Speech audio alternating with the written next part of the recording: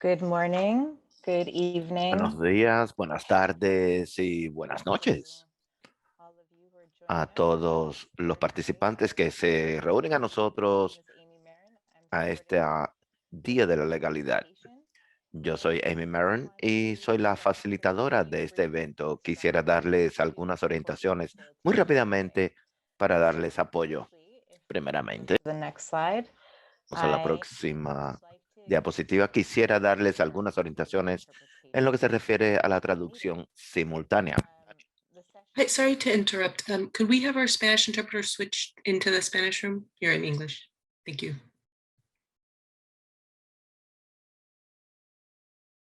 Sorry, go ahead, Amy.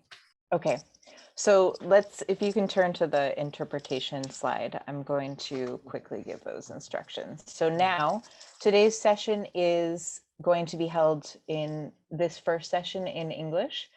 And for those joining in Spanish, I'm going to give some brief instructions. Buenos días a las personas que están uniendo, que quisieran escuchar en español. For those people that are willing to listen in Spanish, I'd like to help you to access the interpretation feature. You can go to the lower part of your screen on Zoom, and you can click on the globe icon where it says interpretation, as you can see on the screen. You can choose the language, in this case, Spanish.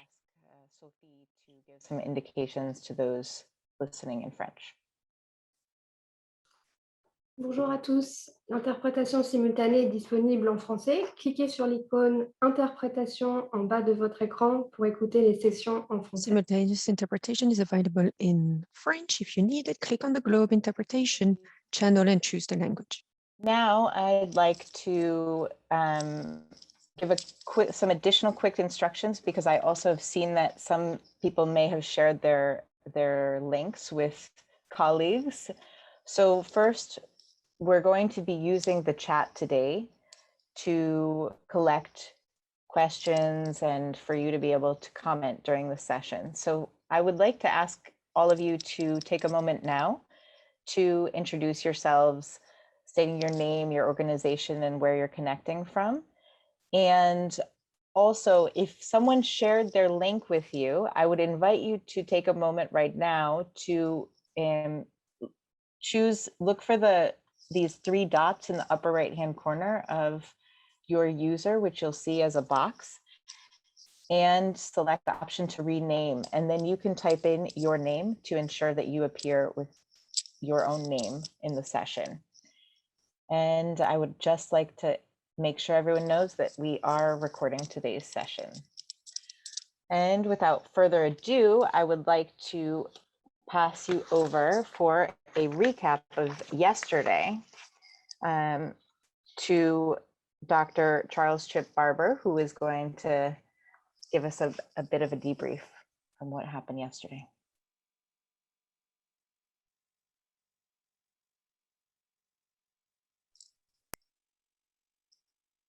Chip, we're not hearing you. We're not hearing you, I don't think.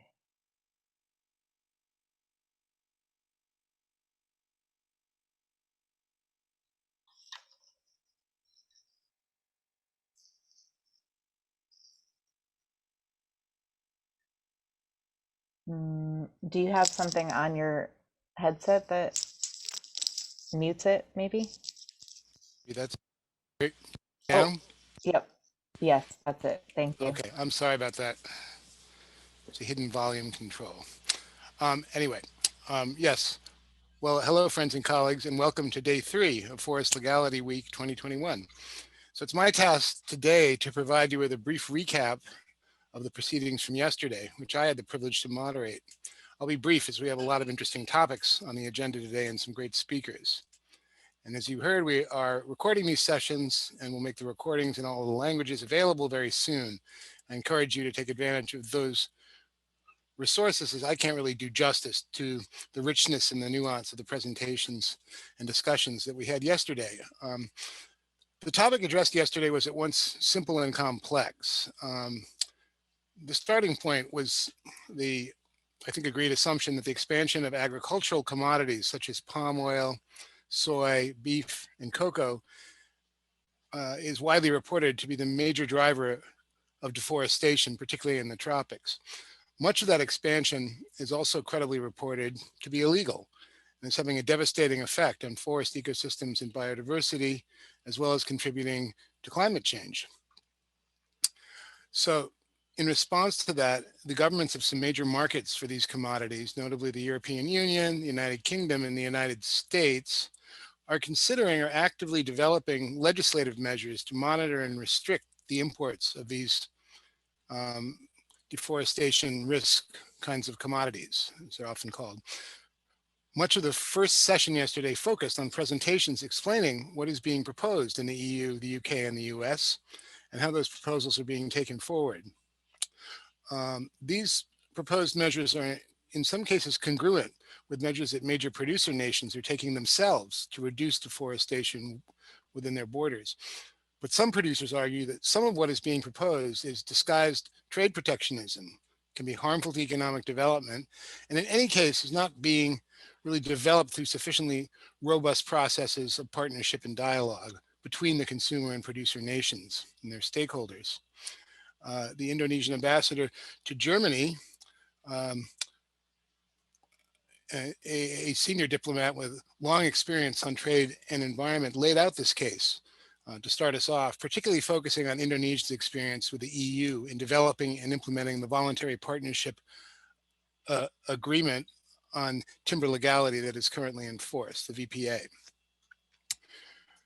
A related area of discussion and some divergent views focused on the fate under these new legislative proposals and policy proposals of the existing regime of timber legality measures, such as the EU timber regulation and the VPAs, analogous measures in the United Kingdom and the US Lacey Act. This came out clearly in the give and take of the panel discussion during the second session, which featured speakers from a number of NGOs, the private sector, and the US State Department, as well as reactions to those comments from the speakers who had spoken in the first session, or most of them. It was a frank and lively debate, as they say, but I was pleased that it remained, in my view, pretty respectful and constructive throughout. Our philosophy for Forest Legality Week for years has been that if everyone agrees on an issue and what to do about it, it's probably not worth putting on the agenda. I won't try to summarize what people said, but let me share just 3 quick personal reflections that I took away from these very rich sessions. First, while we must really double down on combating illegal logging, that by itself is not enough. I run a program called the Forest Legality Initiative, which focuses on combating illegal logging and promoting trade in legally and sustainably harvested forest products.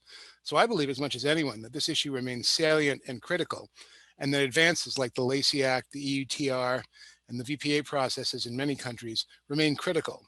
But by itself, a focus on illegal logging will not solve the deforestation challenge. We must address the role of agricultural commodities in global deforestation. We can and must feed the world without destroying our forests. So we need new policies and measures that build on what we've learned from combating illegal logging, but are adapted to this broader existential challenge. Because we may be winning a few battles, but we're not winning the war, as we heard from the distinguished representative of the European Commission. Second, we need to think very hard about the relationship between legality on the one hand and sustainability on the other. Legality is precise and has the force of law behind it, but it is a floor, not an aspiration. I've never been convicted of a crime is not a good branding slogan for either a politician or a corporation. And many of the most terrible things that humanity has ever done were, regrettably, completely legal at the time that they happened.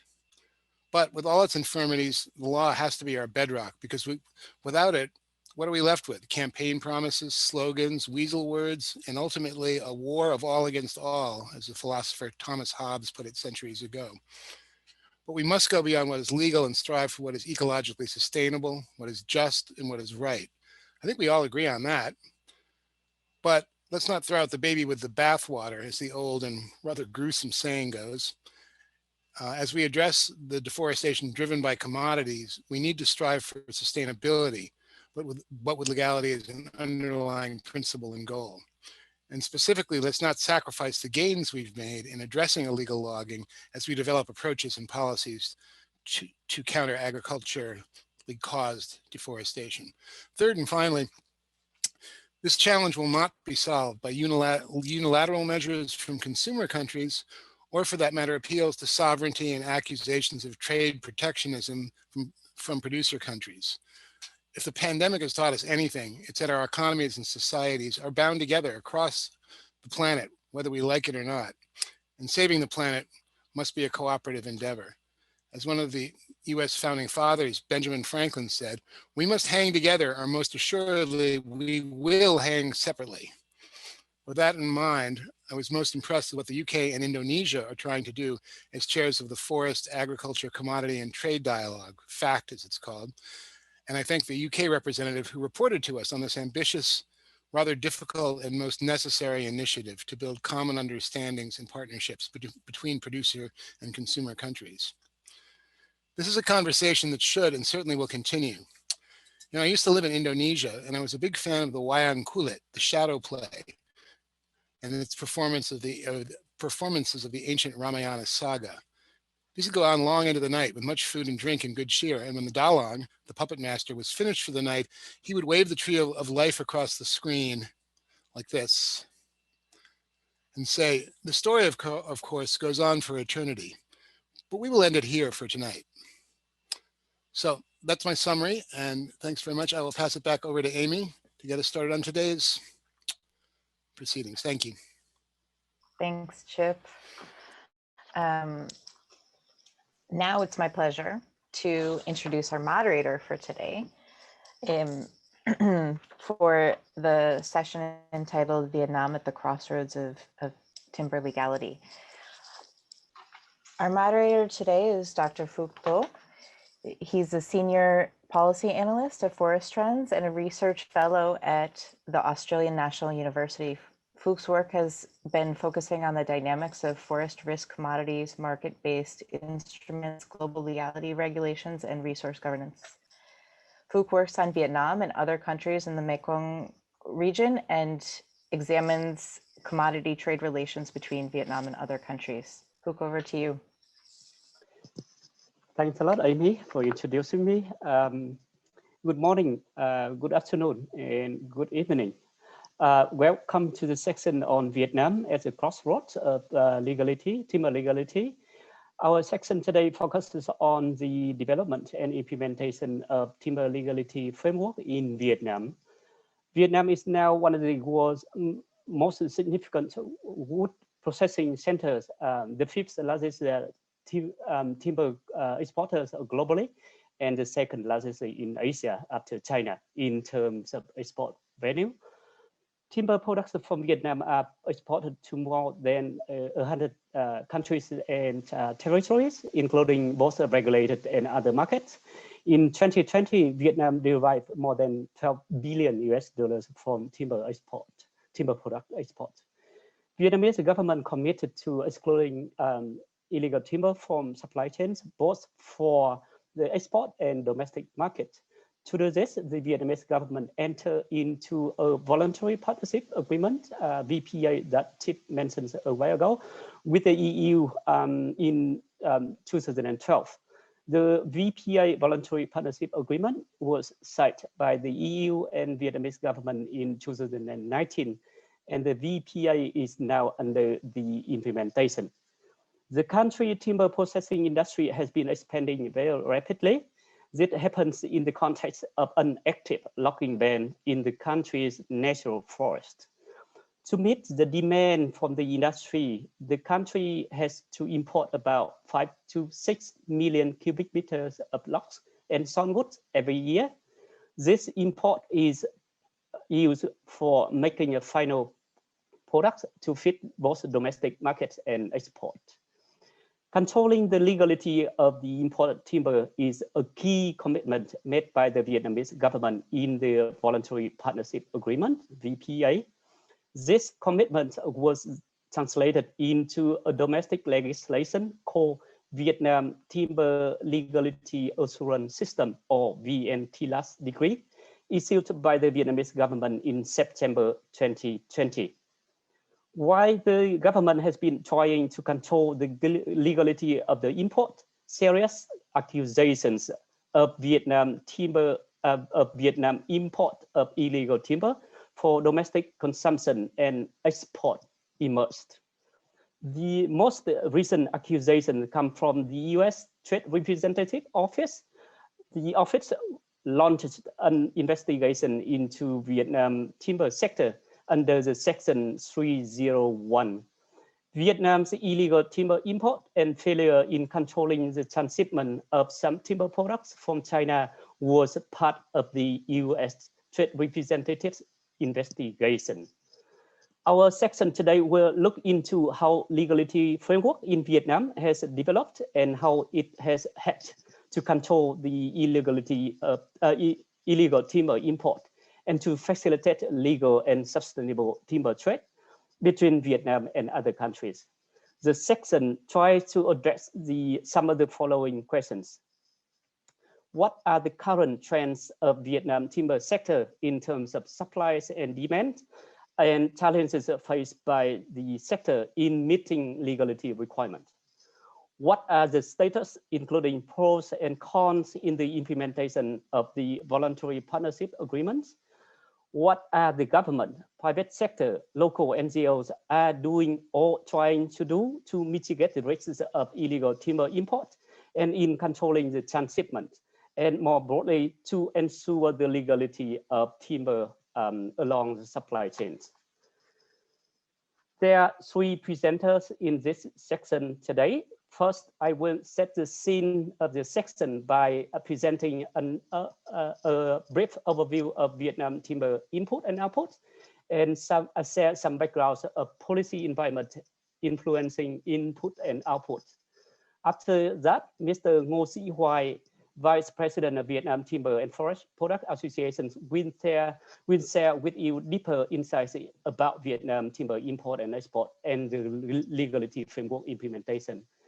After that, Mr. Vũ Bích Hợp, the chairperson of Vietnam Non-Government Organization Network on FLEGT, Forest Law Enforcement, Governance and Trade, will talk about the role of local NGOs in the negotiation of the voluntary partnership agreement and the implementation of VPA, which is happening right now. Each presentation will be from 10 to 15 minutes max. There will be no question and answer in between. I will ask, as Amy said at the beginning, I will ask all presenters to stick with their time. And then this will leave us with about 15 to 20 minutes for question and answer at the end of the section. With that, I would like to move to my own presentation. Let me try to share my screen now.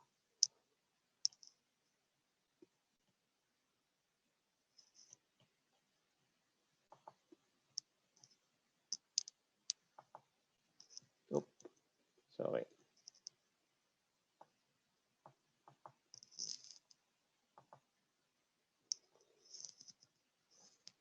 Yes, so hi again. The title of my presentation is Vietnam Timber Sector, Backgrounds and Policy Environment.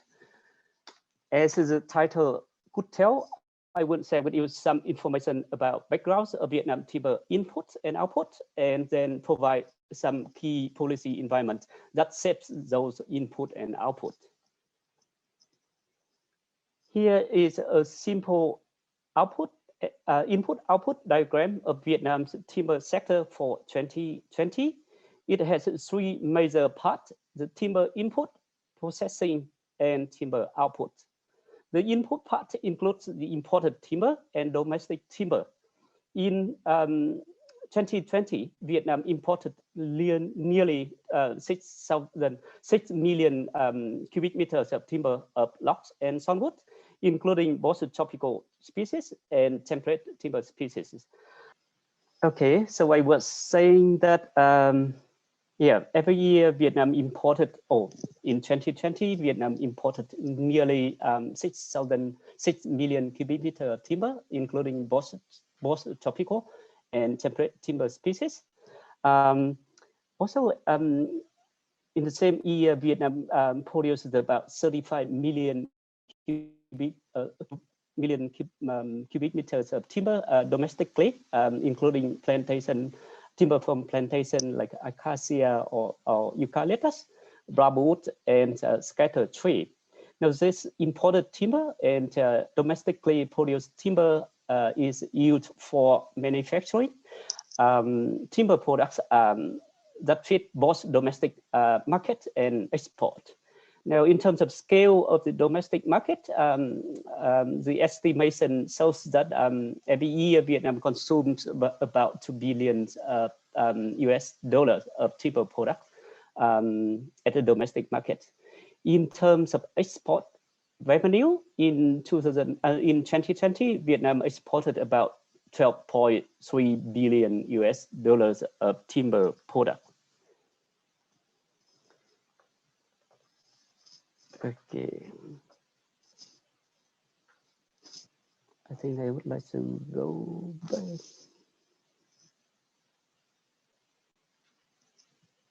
Yep. So regarding the policy environment, Vietnam timber sector has been strongly influenced by two major policy or market factors. The first one is a voluntary partnership agreement or VPA that Vietnam and EU signed in 2019, as I mentioned earlier. And the second is the US Trade Representative investigation, ongoing investigation. Concerning the VPA, concerning voluntary partnership agreement, as I mentioned in my introduction, the VPA aims to ensure the legality of timber in the supply chains. Under the voluntary partnership agreement, the legality requirement for products sold on domestic markets or in Vietnam is identical to that for the products exported. To translate the legality requirement commitment in the VPA into domestic legislation, the Vietnamese government issued the VNTLAS decree, Vietnam Timber Legality Assurance System, in September 2020. Regarding the US Trade Representative investigation, the US market is by far the most important export market for Vietnam, accounting for about 60% of the total Vietnam export revenue. So the Vietnam timber sector is obsessed with the ongoing investigation by the US Trade Representative and have been trying, Vietnam timber sector has been trying hard to cooperate with the US authorities. Their efforts have been focusing on addressing the problem of illegal timber import and transshipment, the two areas emphasized in the US Trade Representative's investigation. Specifically on the Vietnam Timber Legality Assurance System, controlling the legality of the import lies at the core of the VNTLAS decree. Under the decree, the countries supplying timber and timber products to Vietnam are classified as positive or non-positive geographies.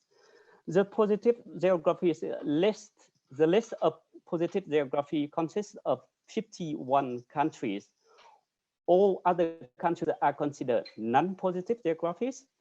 Timber coming from non-positive geographies are considered high legality risk, so high risk timber. For example, all African countries except for South Africa, Cambodia, Laos, PNG, etc., are considered non-positive geographies, meaning timber coming from this country are considered high risk. Under the Vietnam Timber Legality Assurance System decree, importers bringing high risk timber into Vietnam are requested to do two things. First, to provide additional legality documents showing the legality of the import. Second, they have to do the due diligence exercise to mitigate legality risks associated with timber. Now, this slide shows the volume of timber, logs, and soundwood imported into Vietnam in 2020, divided by positive and non-positive geographies. Roughly, so of the 6 million cubic meters of timber imported into Vietnam in 2020, about 30% of that is from non-positive geographies, meaning high-risk timber. If we break down the import into logs and soundwood, then this slide shows the Vietnam import of logs in 2020 by geography. So about 2 million cubic meters of logs imported into Vietnam in 2020. 54% of the logs are considered as high risk, or because it comes from non-positive geographies. Now, if you look into the list of the countries providing logs to Vietnam, you can see a couple of countries here like Cameroon, PNG, Suriname, DRC, and Nigeria are the major log suppliers to Vietnam, and timber coming from this country are considered as a high legality risk.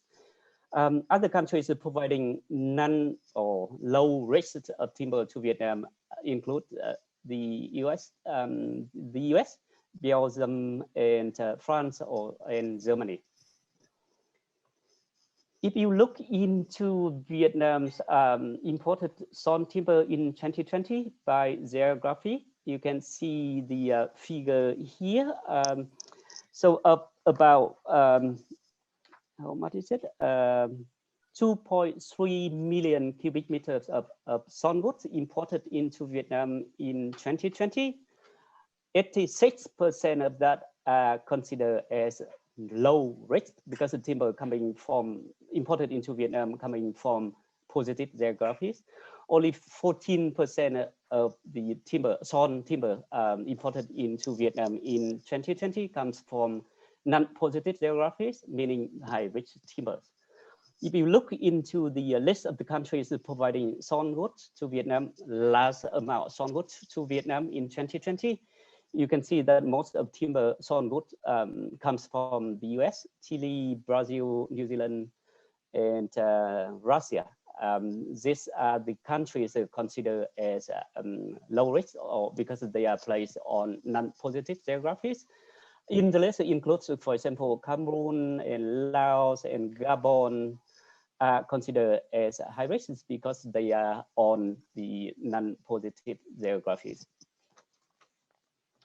So the key question here is that what have the government, timber associations, and NGOs have been doing to mitigate the legality risk and to of timber import and to facilitate the sector's sustainable development. So with that question, I would like to ask my colleagues, Mr. Xuan and Mr. Herb, to help me answer those questions. First, I would like to introduce Mr. Ngo Sĩ Hoài. Mr. Ngo Sĩ Hoài is a Vice President and Secretary General of the Vietnam Timber and Forest Products Association, VForest. After starting his career at the Ministry of Agriculture and Rural Development, Mr. Hoài has been working in VForest, in the Timber Association, and other associations as well, and the Forest Sector Group since 2003.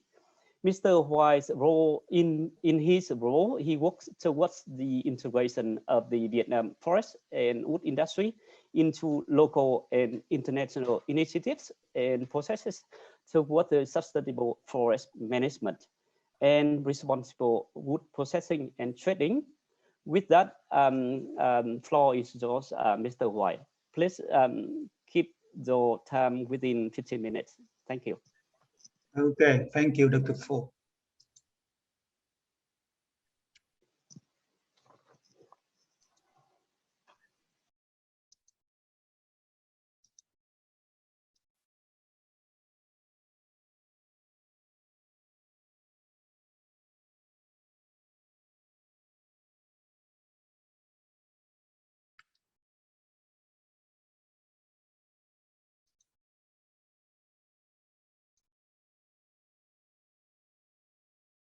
Phuc, can you remind Mr. Hoy where the Yep, let me do that. button is for the share slide share?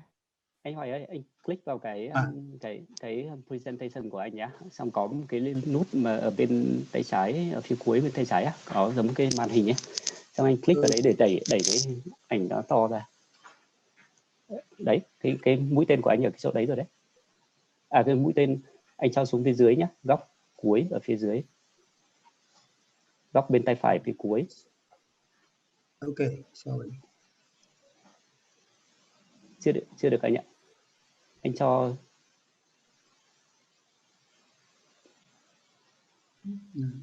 anh cho cái con trỏ của anh xuống phía dưới nhé. Đấy, ở gần cái chỗ ấy này. Anh cho phía sang bên tay trái có dấu trừ này. Xong cái icon ở ngay cái dấu trừ ở bên tay trái của cái dấu trừ, anh click vào cái đấy thì cả màn hình nó sẽ to ra. Ok. Anh nhìn thấy chưa? Không, Rồi. chưa được anh. Cái góc cuối cùng của bên tay phải nhá. Cái 70% của anh nhá. Anh đẩy. Được rồi. Ok. Yep. Good now. Yes, please go ahead. Yes.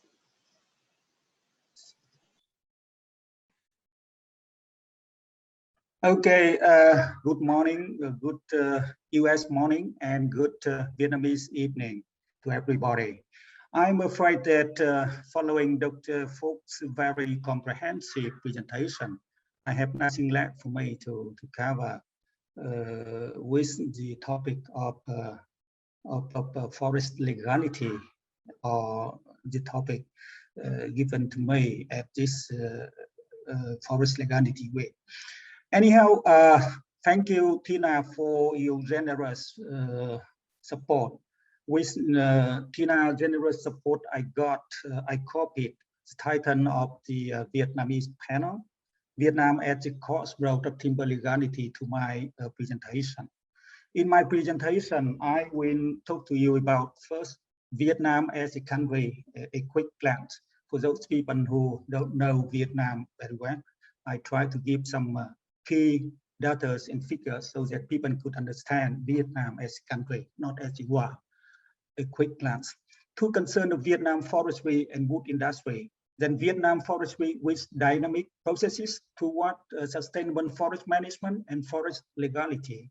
Then Vietnam wood industry and further development, timber legality as the to be or not to be question for Vietnam. And finally, I will share with you some of my conclusions. Vietnam as a country, you know, land area over 33 million hectares, quite small. Population about 100 million people, not including about 2 million American of Vietnamese origin. And GDP total 340 billion. It remains, Vietnam remains as a very, very small economy. Just 1/50 or 1/60 of the size of US economy. Income per capita about $3,500 US dollars. And Vietnam is ranking with that GDP per capita ranking number 115th in the world and become a lower middle income country. Economic growth rate is varying between 6 to 7% per annum if no COVID-19.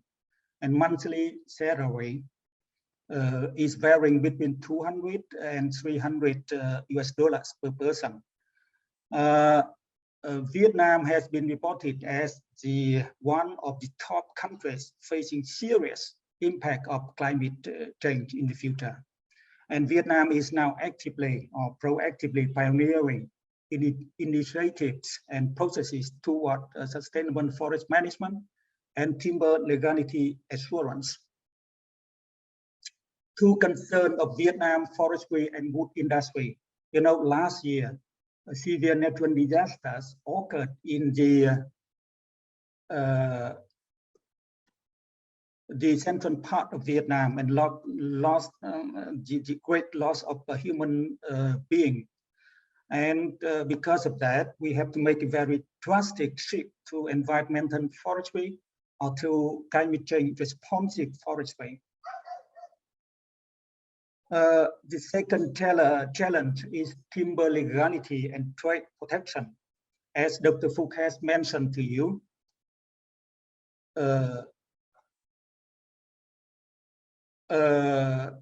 last year in October, USTR initiated Section 301 investigation as if Vietnam has been importing, using, and trading illegal timber. Anti-dumping, anti-circumvention, or anti-countervailing duties may be considered and imposed on the wooden products produced in Vietnam at any time by any country. Last year, Korea imposed anti-dumping tax, anti-dumping duties on plywood exported from Vietnam. US also, from last year, started investigation against the plywood exported from Vietnam.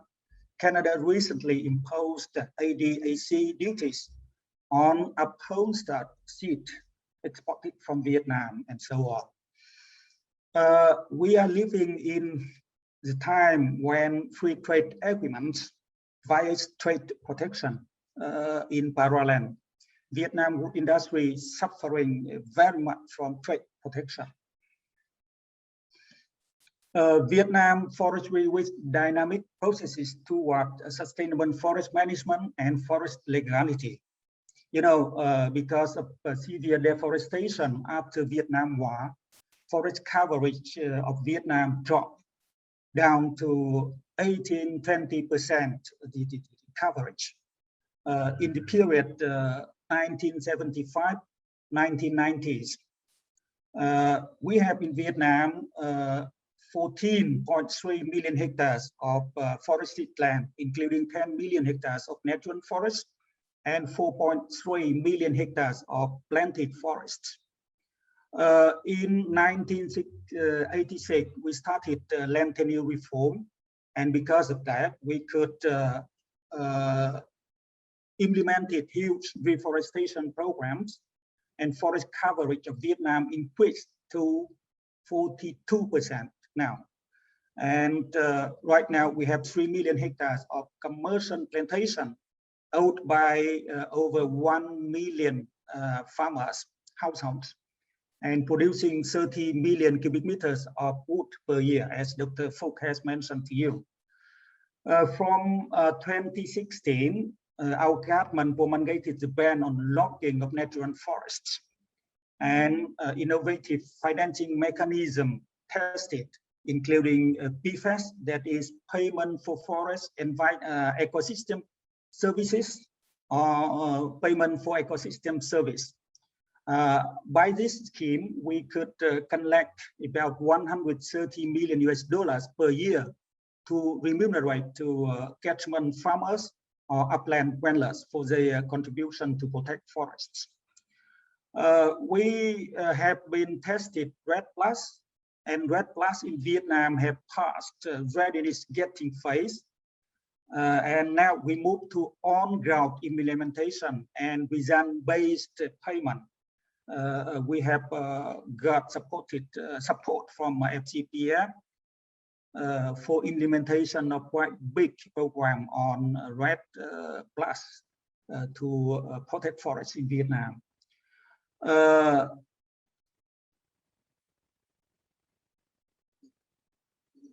Now about the Vietnam wood industry and further development.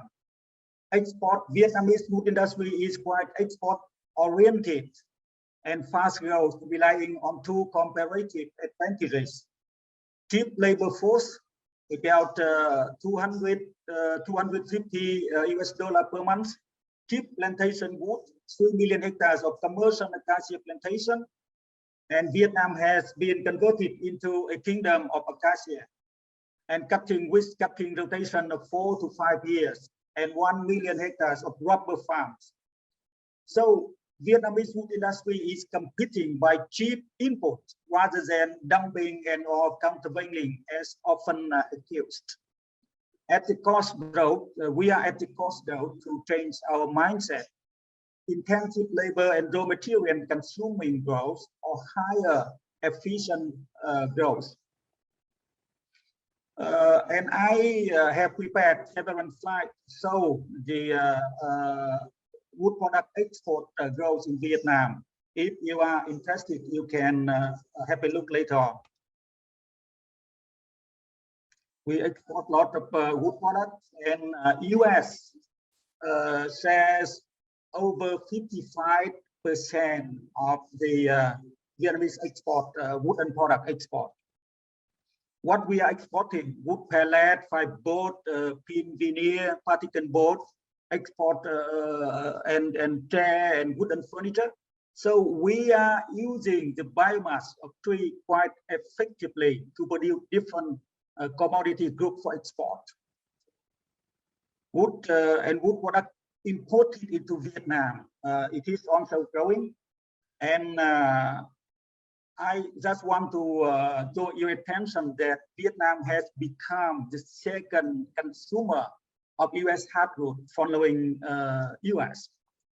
If you came to Vietnam some 15, 20 years ago, people didn't know about American oak, ash, walnut, and other species of wood.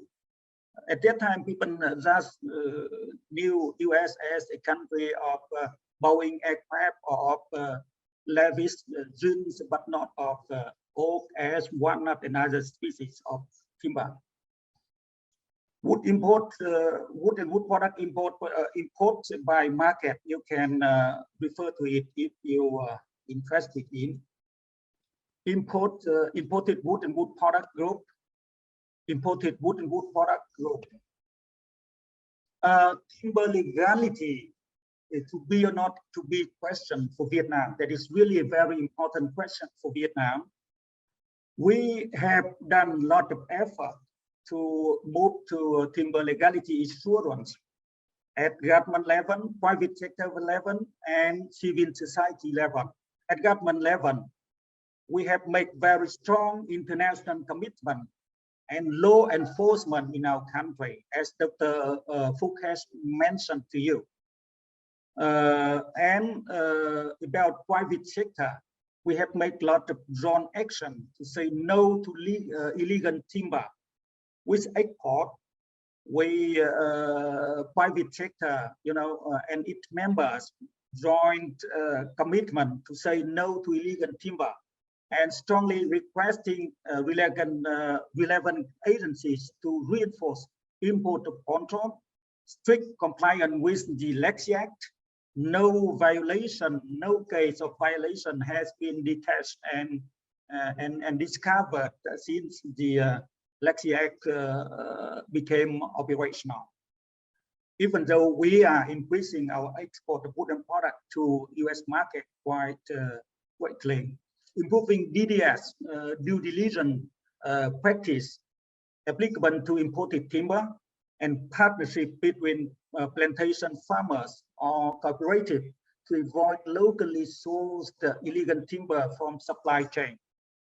With local consumption, we try to shift to planted wood and to more reliable supply, including the timber we are importing from the US. Linking plantation farmer and lead companies to avoid illegal timber. And we arrange face-to-face dialogue meeting with trade partners from Africa, from Laos, Cambodia, to exchange TILAS and update information on TILAS system in Vietnam. With civil society, we have a very strong voice. Civil society of Vietnam is now having a very strong voice on timber legality. To conclude my presentation, I would like to emphasize several points. First, forestry and wood industry become more and more environmentally sensitive, and wood legality assurance become to be or not to be question for Vietnam. Vietnam forestry has succeeded in implementing ambitious reforestation program and is pursuing dynamic initiative processes towards sustainable forest management and legal forestry, legal forests. Vietnam has emerged as a global hub of wooden furniture manufacturing and trading. And representing the community of Vietnam wood industry and entrepreneurs, V-Forest, my association, is designed to be locally committed and globally connected. Operate mutual benefit is the wood and wood product trade between Vietnam and the US. And my association is willing to exchange information on timber legality and support the promotion of US wood consumption in Vietnam. Thank you for your attention. Thank you very much, Mr. Huai, for sharing with us the information about forest production and forest protection, sorry, forest protection program, and also the background on the sector's import and export and effort made by the government and private sector in controlling the legality of the timber import. Now, I would like to move on with our next presenter, Ms. Vũ Bích Hợp. Ms. Vũ Bích Hợp is the chairperson of the Center for Sustainable Rural Development, SRD. She's a founding member of the committee. She's on the board of trustees and as well as executive director since its establishment in March 2006.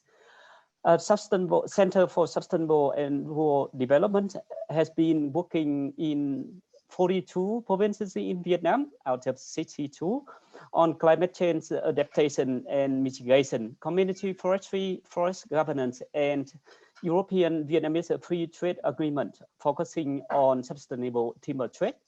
Since January 2012, Herb has been the co-founder and re-elected 3 times as the chair of Vietnamese non-government organizations for promoting forest law enforcement, governance, and trade, VNGO and FLECT, which consists of more than 60 Vietnamese NGOs nationwide. She's also a co-chair of the Vietnam Climate Change Working Group of nearly 1,000 subscribers. With that, I would like to give the floor to Ms. Herb, and please stick to the time allocated to you. Thank you very much. Thank you, Phuc. Good evening, everyone. Good evening from Vietnam. And I am very pleased to be invited to speak today at your Forest Legality Week. And I will share my presentation now.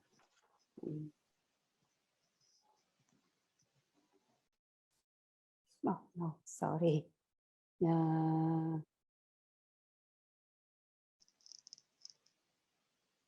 Okay, can you see the presentation?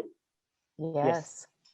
Okay, so my presentation is focusing on forest governance and illegal logging in Vietnam, perspective from civil society organization.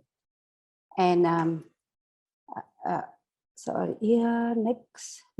Oh, how can I move to the next? Oh, here.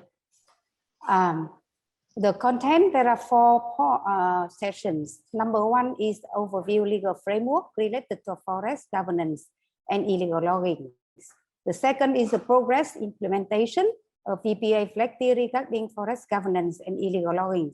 The role of civil society in the VPA flag monitoring and evaluation framework. And the last one is the recommendation and conclusions. So for the legal framework for forest governance and illegal logging, I can emphasize in some important law, forestry law valid from January 2019, the circular on management and tracing of forest product on that from 2018. Land law, this is actually quite old, and Vietnamese government and National Assembly is planning to review and revise the land law next year. The environmental protection law the decree, very important that both Phuc and Mr. Huai talking about the VNTLAS, Vietnam Timber Legality Assurance System, adopted in 2020. And the last one is about the monitoring and evaluation framework approved by Joint Implementation Committee, GIC, just focusing on only impact monitoring in approved in November 2020.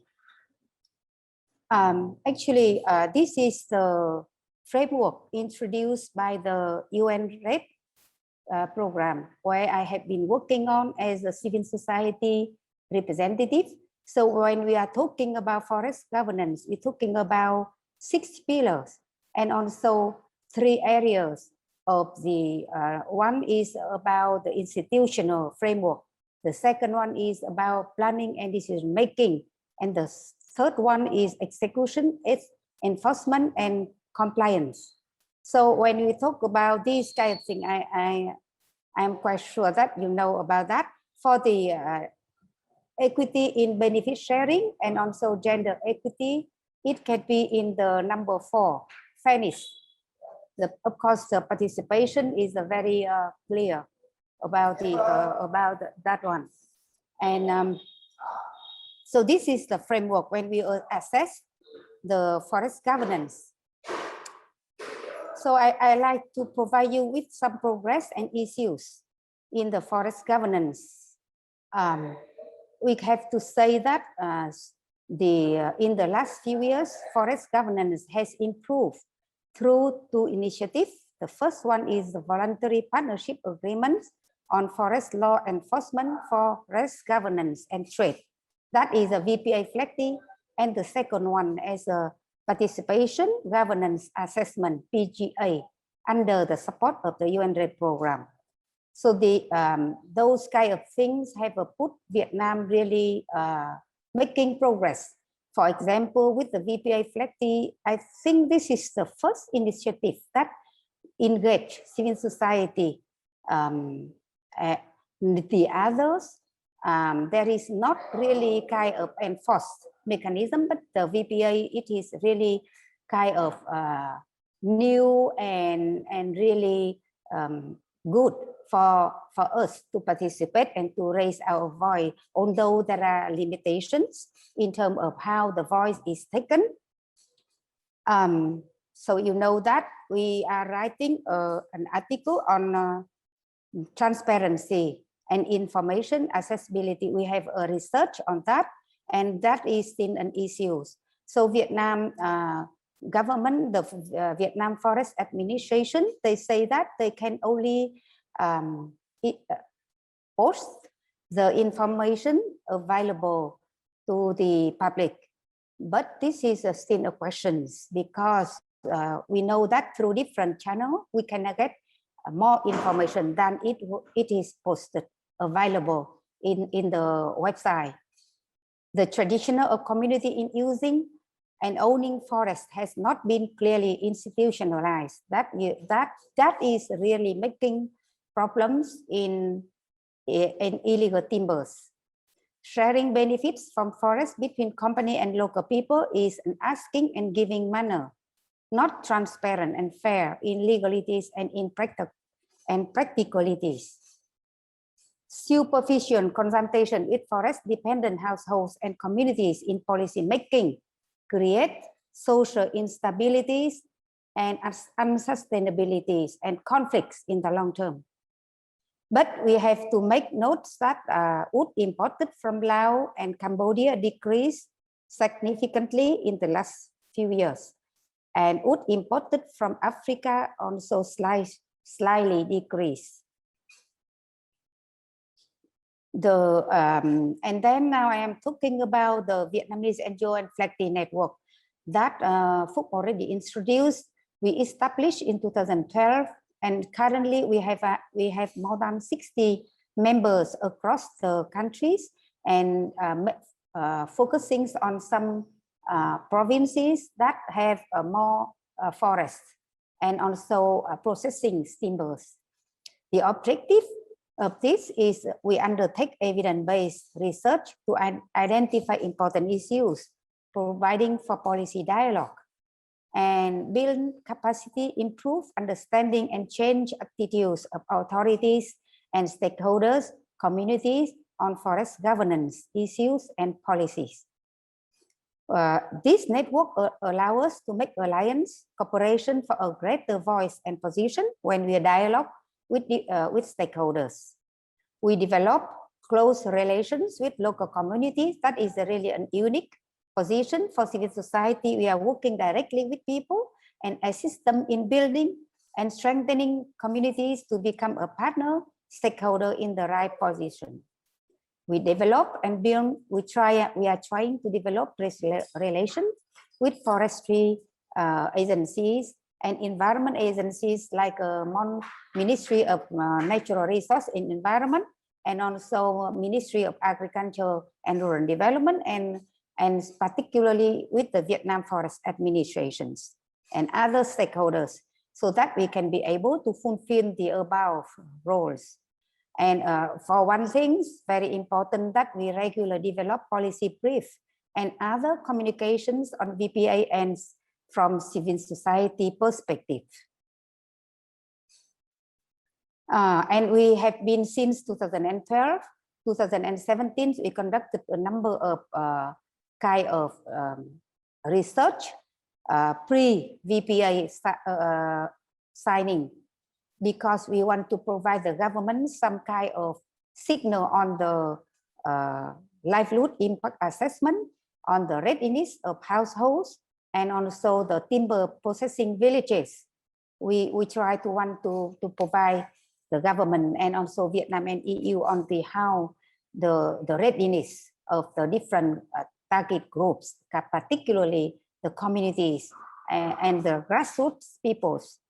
We conduct the survey in 4 provinces and develop the manuals for civil society to assess the impact on forest dependent households, micros, and planting, harvesting, transporting, and processing forest timbers during 2018-2019. We also write a number of articles on the VPA Legality, like transparency, like forest governance. We also study on the challenge and opportunity for civil society and women engagement in VPA Legality implementation. And also we have a research on land right and mechanism for benefit sharing in the VPA Legality and REDD+ context, just new last year. And also last year we developed a pilot set of indicators to assess the impact of VPA Legality on timber, small and medium enterprise. That is some just listed on some important issues. And this is structures look complicated, but I will not going through this. You may read it later, but I want you to know that in the structures, they call impact monitoring. We are talking about the impact monitoring. So now actually the monitoring and evaluation framework, we have only the impact monitoring. The other monitoring and evaluation haven't yet been available.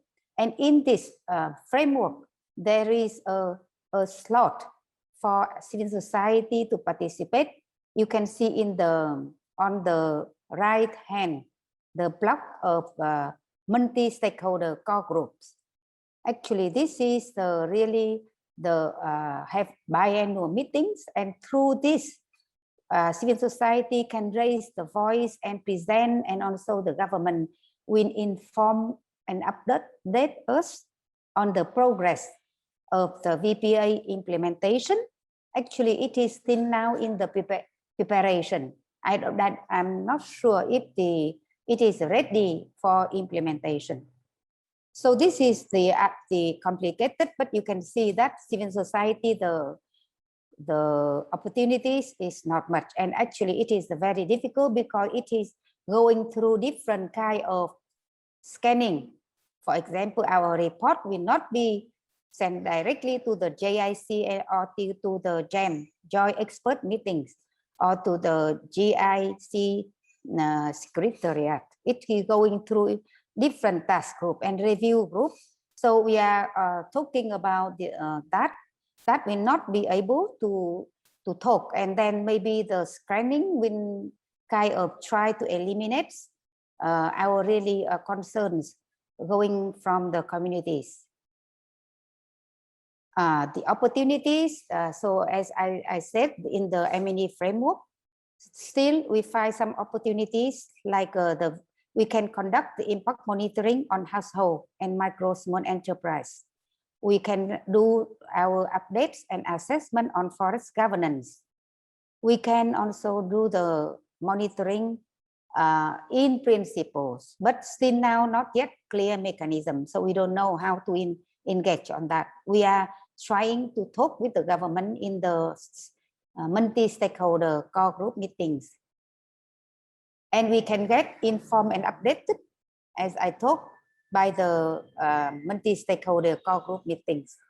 We can use that kind of platform to reflect concerns, voice, as I said earlier. And we can assess capacity of household and micro enterprise in implementing VPA. And then I want to conclude with my recommendations. The role of civil society must be included in the TLAS, the Timber Legality Assurance System. The independent monitoring and auditing of civil society must be defined in the monitoring and evaluation framework. And we should have access to government funding to engage in the VPA implementation. So far, it is a very, very, very low chance to have that. And we request the government to have a roadmap to resolve issues. For example, more than 1 million households are planting forests. A big number are not granted land use rights certificates, so that they cannot comply with the VPA as far as legal timber is concerned. Also, there is a government to improve and enforce mechanism to support forest and forest land conflict resolutions. Government and civil society, we have to gather capacity building for households and communities about VPA so that they can comply with the VPA regulations. Government and civil society together strengthen community consultation on forest management, protection, and development.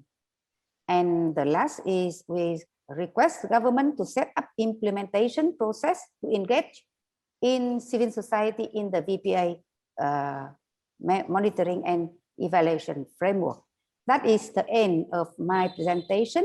I thank you very much for your listening, and I'm open to questions. And can I stop sharing? Yes, you can.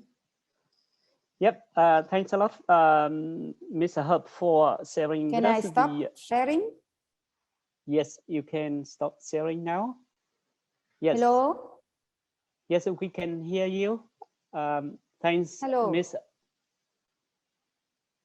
Yes. Yeah, Oh, hello. good. So can you? Yes. Yeah, okay. Thank you very much.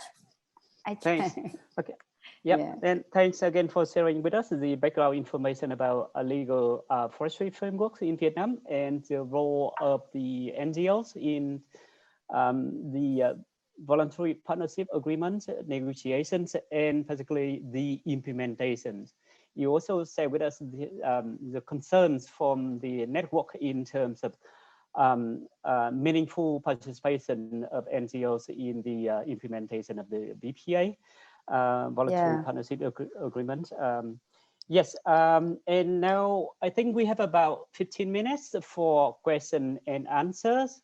You can send us the questions. Questions should be, when you ask the question, please direct the question to whom you would like to ask.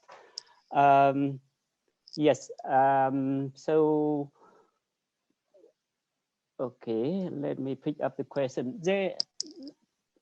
So there is a question from a college asking what are the criteria for determining positive and non-positive geography.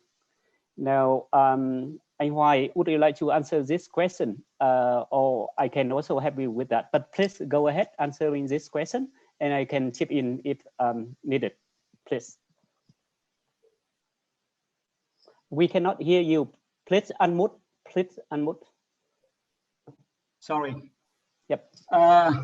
Thank you for a very, very important and very interesting question. You know, we try to control the wood import by classification of exporters of those countries who are exporting timber into Vietnam by classification of them into countries of active and non-active geographic areas. For those countries which are attributed to active, means the countries which, for instance, which have concluded VPA FLEGT with the European Union, which have a very good system for timber legality assurance, which have a sort of agreement with Vietnam to control the timber legality, and also the country or the government, the governance indicator over one, as it is classified by World Bank or by some international organizations. And according to this classification, only some 51 countries are listed as countries of active geographical area, with the remainder belonging to non-active geographic areas. Yes. That is my answer, and if Phuc can also provide some additional explanation. Yep, thanks, Anh Hoài. So just a summary, there are three criteria for the Vietnamese government to decide if a country is positive or non-positive. First is the World Bank Governance Index. So if the country has the governance index value, is it 0 or 1? I don't remember the cutoff of that.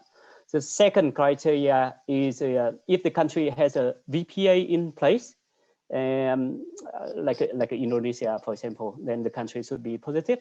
The third criteria is if the country has a national legality assurance system recognized by the Vietnamese government.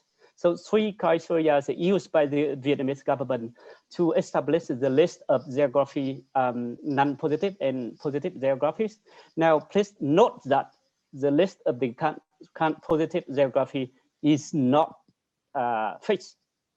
So according to VNTLAS, Timber Legality Assurance System degree, the list of the country will be revised at the end of every year. So I guess I also received a question on Hong Kong, for example. If Hong Kong is not on the positive geography list, and Hong Kong exported timber into Vietnam, or Solomon Island, which is not in the which is on the positive geography now, but there are concerns regarding the illegality of timber from this country. Now, I'm aware that some discussions about these countries, including Hong Kong territory, are ongoing at the national level in Vietnam right now. And again, at the end of the year, this year, Vietnamese government will be revising the country list, and probably they would consider bringing some countries in or moving some country out from the list. So yes, the list is not fixed.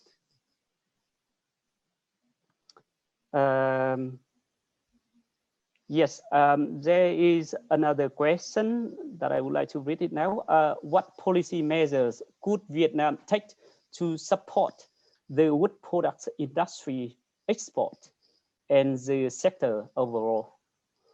Anh Hoài or Thị Hấp, would you like to respond to this question? Yes. Yes, I love to provide some response on this question. Yep, please. You know, regarding the policy to support the further development of Vietnam wood industry, we are now quite export oriented, and we have pursuing a sort of extensive development cost. Now it is the time for us to shift to more intensive wood industry development. It means so far we have, used a lot of cheap labor costs, cheap raw materials to produce different type of furniture for export. Right now, we have to make every effort to get more value added, more value addition. And the government is supporting wood industry to follow this sort of direction. We have to make use of digitization. We have to improve technology, and we have to improve productivity. And the government seems to go together with the private sector. Of course, there are a lot of policies, but we are in the market economy development. So the government is just to provide support for farmers to grow wood as raw materials to feed wood industry, for instance. For instance, land tenure reform, for instance, some extension services provided to farmer who is working or laboring to plant trees, or to provide some support, technical support to rubber farmers, or provide certain support for people to introduce and apply FSC, Sustainable Forest Certification Scheme. And Vietnam has already got the endorsement of PEFC to apply its own scheme of forest certification called VFCS and etc. Or for instance, the conclusion of VPA FLECT demonstrated the very tremendous effort of the government to assure that no more illegally sourced timber could enter the supply chain in Vietnam, so that Vietnam could improve its image and reputation on the global market. That is what the government is now trying to do to support the further development of Vietnam wood industry. Thank you. Thanks, anh Hoài. You have two questions. Now, can you? Yes. Can I read okay. Can I read two of the questions and then you try to address the both of them? The first question is, what will happen to space for civil society in Vietnam if the VPA process is put on hold? First question. Second question. Second. Where is it? Where is it? I cannot see it in I'm reading it from now. your own. Oh yeah. Yes, they should send to me. Okay. Okay. Can I read it again? Yes. What will happen to space for civil society in Vietnam if the VPA process is put on hold? On hold. Yeah. Is it clear? I think in any case, civil society working on forest governance, and also we support the communities, the like a micro and small processing enterprise, and also we also see the villages, the timber processing villages. So we conduct some surveys there.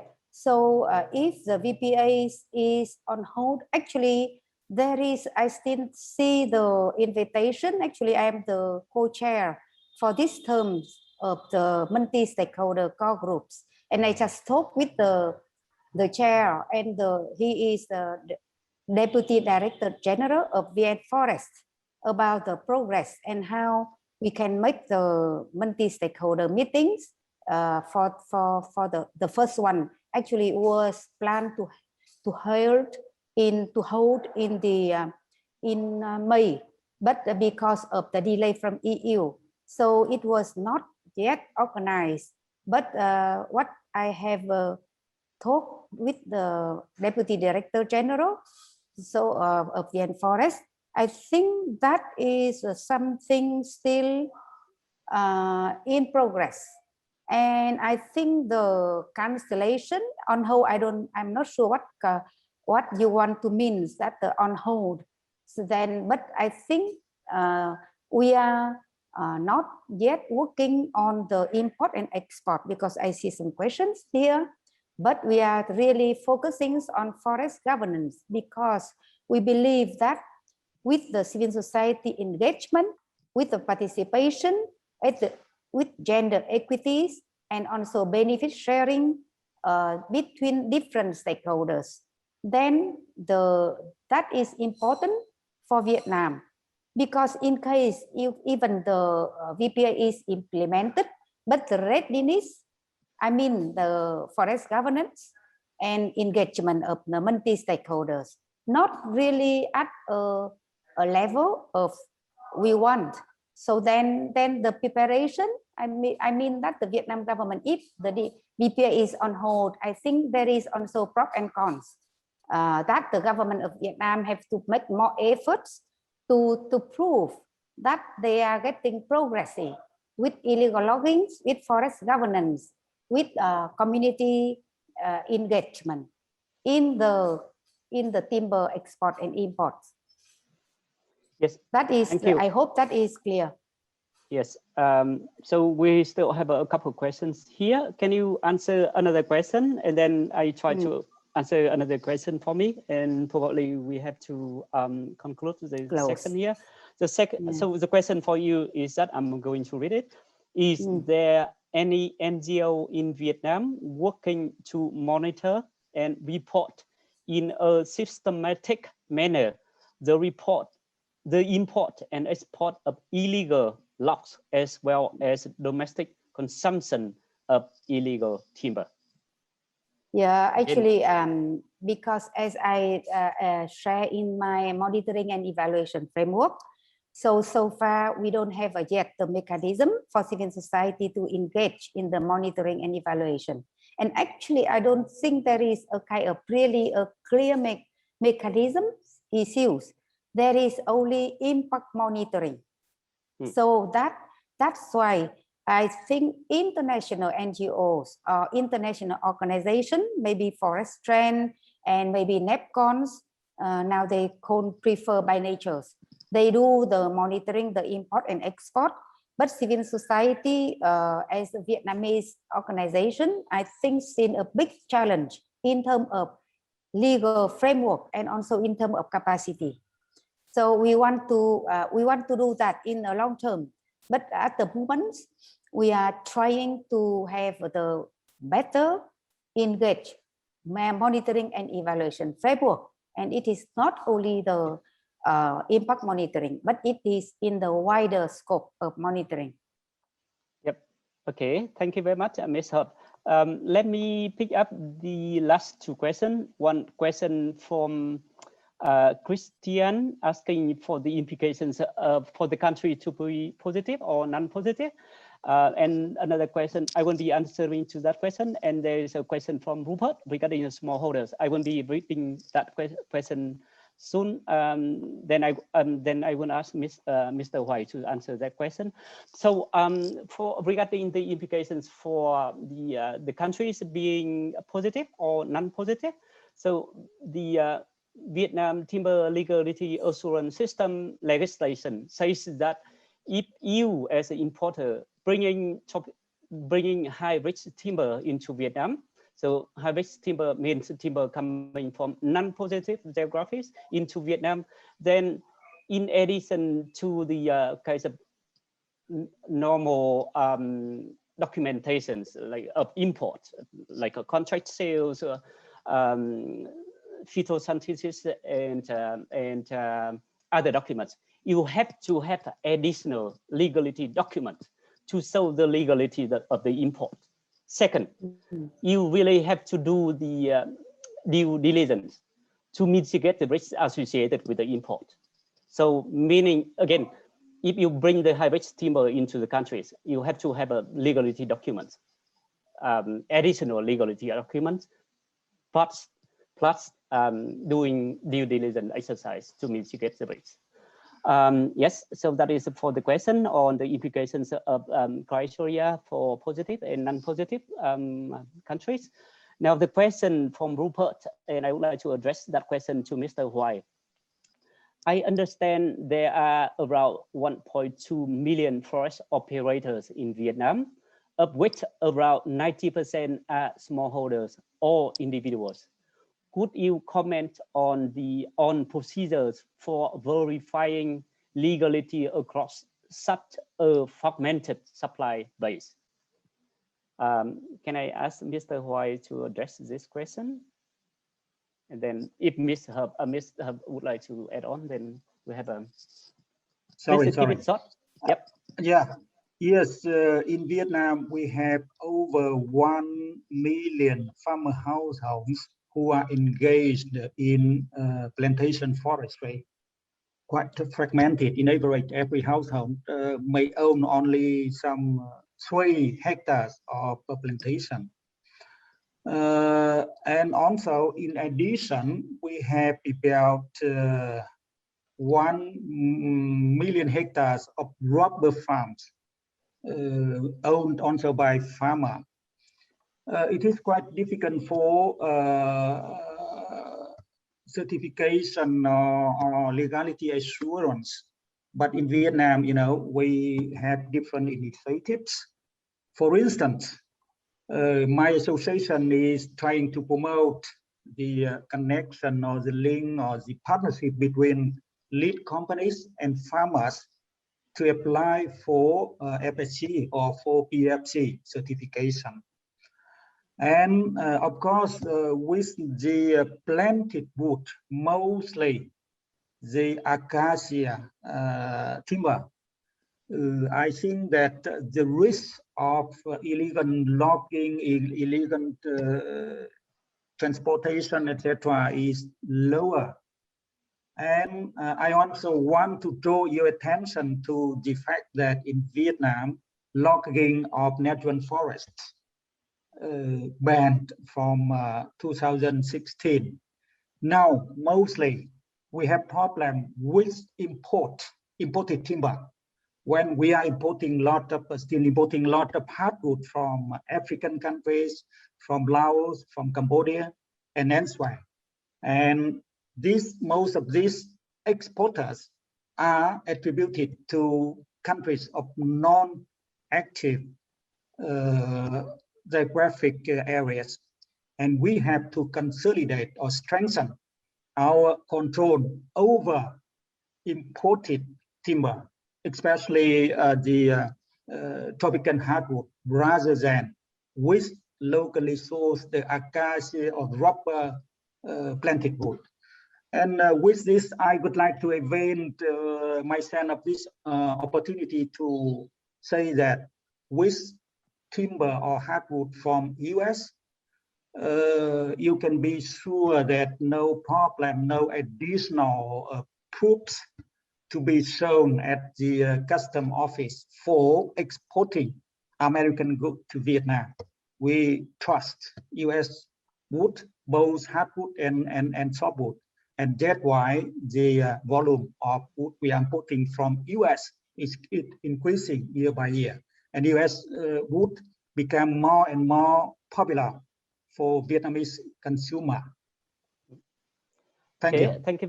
Thank you very much, Anh Hoài. We still have some questions, but yeah, maybe I can have some additional comments on the questions. Please, I think because we are running out of time. We need very short, of course. Yeah, thank you. Yeah, you had to say the question is about the 1.2 million forest operators. Actually, we are conducting the surveys and the research in collaboration with Forest Owner Association, and the report will be ready by the end of August or September by the latest, about how Vietnam forest owners can meet the demands for the export of the government, the private sectors. Because the question, you know about the question of the research, because Vietnam really ambitious targets about 20 billions of the export in 2025. And then we want to assess how much the capacity of the Vietnamese forest owner can provide to the domestic markets. So we are really making a research, and it has been going for 2 months already. I cannot inform you of the result at the moment, but there will be a report I can share with you later. Thank you very much. With that, I would like to wrap up the section. Phuc, I just want to reconfirm that with the locally sourced timber, we are worrying more about the sustainability rather than legality. Yes. With timber legality assurance, we are paying more attention to the imported timber. And yes, that's exactly. why the part of import control has been effective earlier comparing with the other commitment we have made with European Union. From 31st of October last year, we started implementing the regulation on import control to avoid illegally sourced timber imported from overseas countries. Thank you. Yes. Okay. Thank you very much. Yes, with that, I would like to wrap up the section. Now, a take-home message here, I think it's clear, is that about the important. I will take another 30 seconds. The importance of voluntary partnership agreement in terms of creating the legal framework for establishing the domestic legislation to particularly, as Mr. White just mentioned, to control the legality of the import, which is super important. The second aspect of the importance of BPA, I think, is that BPA provides the very important platform for engaging with local NGOs in Vietnam. Now, please be noted that engaging with local NGO in Vietnam is not common. So BPA provides open up the space for engaging in a meaningful way with the local NGOs in Vietnam. I think this is great. The second message is that, yes, even though great things have been done, but I think a lot more needs to be done in the future in terms of engaging more with the NGO, in terms of how to control effectively of the timber import. Now, going back to the figures I presented earlier, the proportion of the high-risk timber imported into Vietnam is still high. And I think it requires effective implementation of the domestic legislation in controlling the timber import. With that, I would like to conclude the section. I would like to pass the floor to Amy, our facilitator, who would like to share some information regarding the next section or so. Please, Amy. Thank you so much, Phuc, and thanks to our presenters who joined us from the evening to share so much information. I just want to quickly invite everyone to take a moment to give us some feedback on this session using this link that is being put in the chat. It's already there. So if you can just click on that link, it should bring you directly to just give us some quick feedback. For those in other languages, I'll read aloud. So we'd like you to indicate your level of agreement with the following statements. The objective of the session was clear. The second one is, I liked the methodology used to carry out the session. Third is, the information provided was useful. And the last one is, this session was relevant to my work. And while we're waiting for some responses to come in, I would also like to remind everyone that in 25 minutes, we will have the next session on remote sensing and deforestation alerts, the state of play. And we will start promptly at 30 past the hour. So in a few moments, we will be basically re-enabling our waiting room, and you will find yourself once again there, or you can also, the other option is, if you prefer to disconnect and reconnect, you can use the same link to join us in 25 minutes. So we hope you will come back and join us for this next session. And please take a moment to give us feedback, because that's very helpful to see how these sessions are working for you. I'll leave the link open, so if you can click on that link, you can still vote, even if you don't do it in the second right this moment.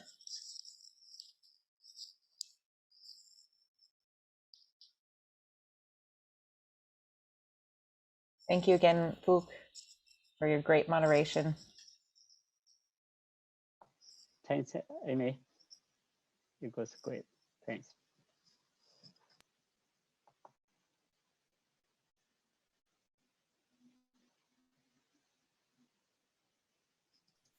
Hi, Amy. Shall we stop recording now? Yeah. Thank you. Thank you very much. Thank you very much, Mrs. Thanks Phuc. again. Thank you very much, Mr. Huai. Thank you, Phuc, for moderating. We really appreciate your inputs. Thanks, colleagues. Thanks, presenters, and thanks all audience participating in our Vietnam section. Looking forward to the feedback. I already said, saw some messages from colleagues asking for additional information, and I will follow up with it.